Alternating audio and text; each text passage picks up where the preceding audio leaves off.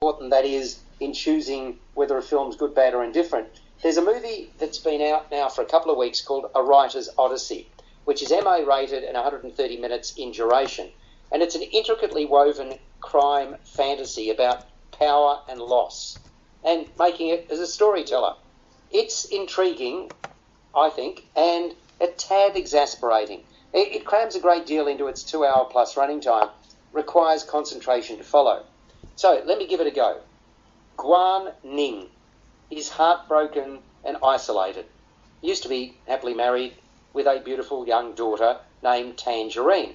I like that name. I think it's got something to it. Anyway, that was before a criminal organisation stole his child. And as a result, his life disintegrated. He divorced, he let himself go. He's got frequent nightmarish visions involving his daughter. He's having them. And also a mysterious city which is known as the City of Clouds, which is ruled with an iron fist by a godlike entity known as Lord Redmayne. He's determined to find his daughter and to wreak vengeance on those who snatched her. What's most important is that Guan Ning has a superpower.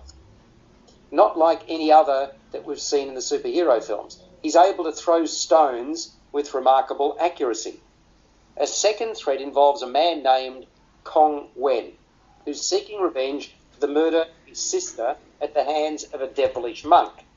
And then there's the self-centred, megalomaniacal head of a vast IT empire, which started off as a small life sciences company. It's known as the Aladdin Group, and his name is Li Mu.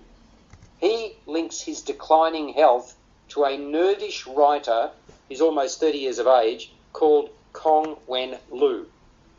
Whatever the latter pens appears to adversely impact this titan, and he wants the writer eliminated before he himself dies from what the man is progressively writing and sharing on social media.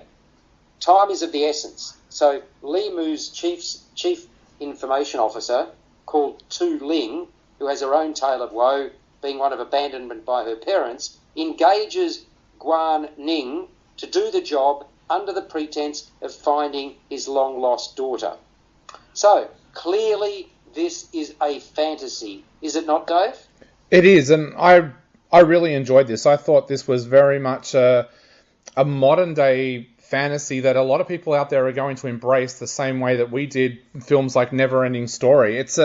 This movie in Asia is one of the biggest releases of this year, and I just found it phenomenal to sit down and watch this film. Like, we haven't seen big blockbusters for a little while aside from Tenet, so to be able to see the scale of a movie again up on the big screen, I really, really enjoyed it. No, that's terrific. And what about you, Peter Krausz? I'm not as happy about the film as perhaps Dave is. Of course, you'd expect that. Please tell me why. I think it is a spectacular film, but I think it's confusing in its juxtapositioning of the contemporary and fantasy story. And I think although it tries to or bring it to a head by the end of the film, I don't think it's completely successful with a view towards sentimentality. I think the special effects are stunning. I agree fully that it's a great-looking film. But when you start digging into the storyline, it starts to get quite confusing and doesn't quite lead to the conclusion that I would have expected. So I was a little disappointed by it. Well, there is quite a deal of sophistication in the fantasy component of the storyline, and I agree with both of you. The CGI, mighty impressive, and there's no shortage of it. I was keen on simply following the exploits of the crestfallen father and the writer, because the story arc waxes and wanes between these various threads, and like you, Peter, I was left somewhat frustrated. I was just getting absorbed in one, and in a flash we jump elsewhere. But there are twists aplenty, and I thought there were clever ones at that. And the movie is particularly violent at times. The creativity of the screenwriters who adapted the novel Assassinate a Novelist, well, that's on show. And I actually disagree with your assumption, your summation. I thought it did come together, and I thought that Lei Ji Yin stood out in his portrayal as the forlorn father. What did you think, Dave, about that performance? Yeah, I love the performance. Just going back to the story, one of the things I found interesting was I did an interview with the director, and he mentioned that one of the clauses that was actually in them turning this into a film was they weren't allowed to leave anything out of the novel that was in the novel. So he said he agreed it was overlong.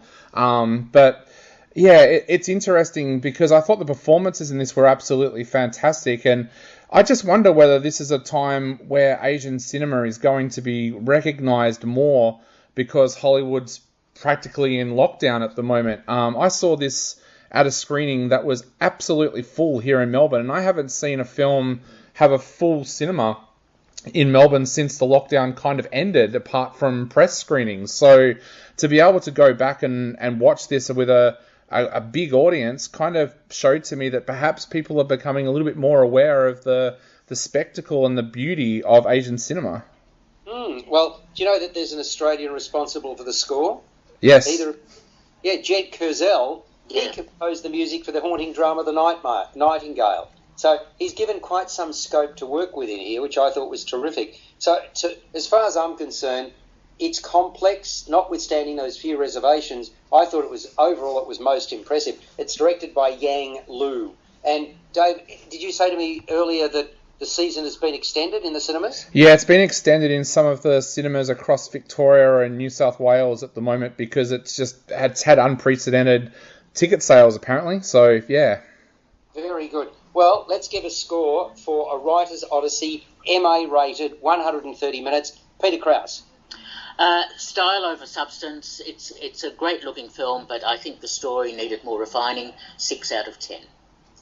Dave Griffiths. Yeah, I'm going 7 out of 10. And I'm going 7.5 out of 10. I thought that there was enough to impress me to not overlook the shortcomings, but to sort of diminish them, shall we say. So there we go. All right, let's go on.